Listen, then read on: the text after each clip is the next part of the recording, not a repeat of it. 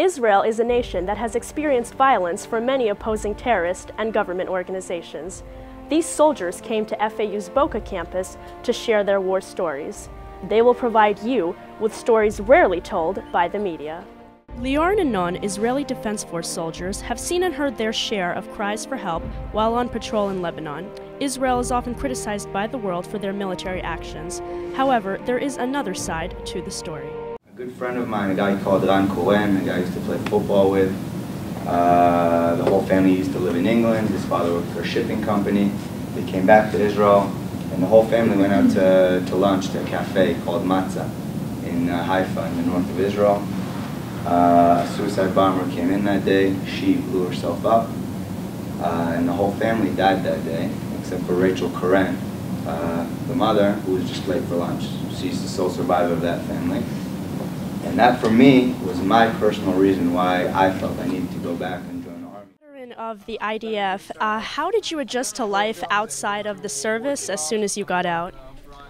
I'll tell you what, to me it wasn't, the adjustment wasn't, something that was very difficult. As much as you're into the service and you're doing operations and you're in combat almost every day, you wait till the day that you're out because you wanna live that normal civilian life again.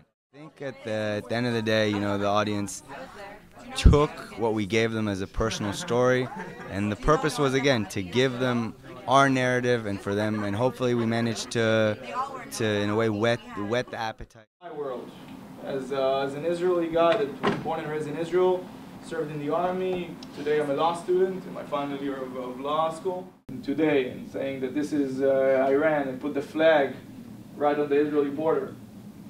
They crossed the fence to Israel, attacked a patrol, kidnapped 2 soldiers, and as a diversement, they bombarded all the villages across the border. Now, 2 of the bombs fell next to the school bus of my nieces, 100 yards, and my brother decided to pull his family back out of the missile range and move to my mother's house. I can assure you that missiles and war and terror is the only reason my brother will go back to my mother's house. Okay? It's a Jewish mom after all. I participated in a war, to be honest, and war is not a pretty thing. But we have to remember that war is just to gain peace at the end. And if I could today, I would have put my weapon down and, forget the past and strive for peace.